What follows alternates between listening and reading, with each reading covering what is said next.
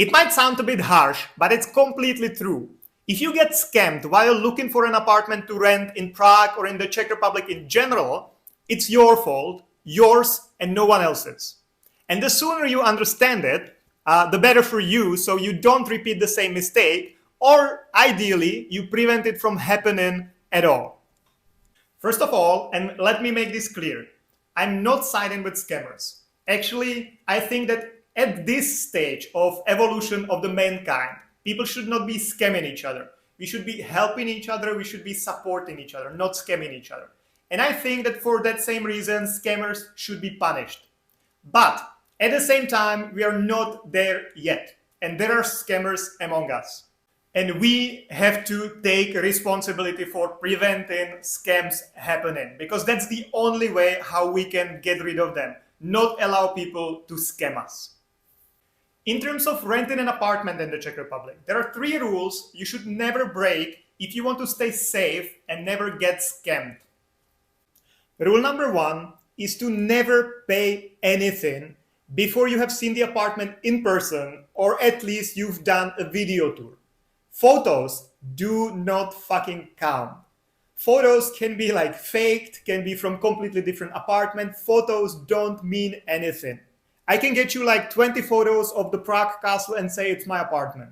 It's not true. Never believe photos. Want to see the apartment in person, or make them do a video tour, that they go into the apartment, show you around. Rule number 2, never pay anything to anyone before you get the lease agreement. You read through it, you understand it, and you check the most important parts of it. Mainly what I'm talking about is the ownership of the apartment, and if the apartment is actually an apartment.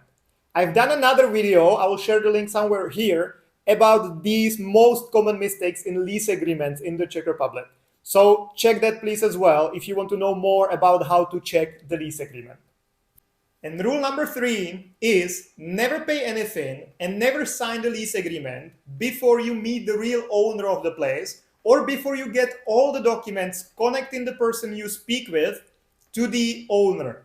Because it can of course happen that the landlord or the owner of the place will not sign the lease directly with you themselves. That's fine, they can have some representative or whatever, but there must always be a connection between the owner and the person you're dealing with. So it can be, for example, a power of attorney from the owner to the person to be able to represent them in these dealings. Or it can be their own lease agreement, for example, between the owner and the landlord, maybe your future flatmate or something.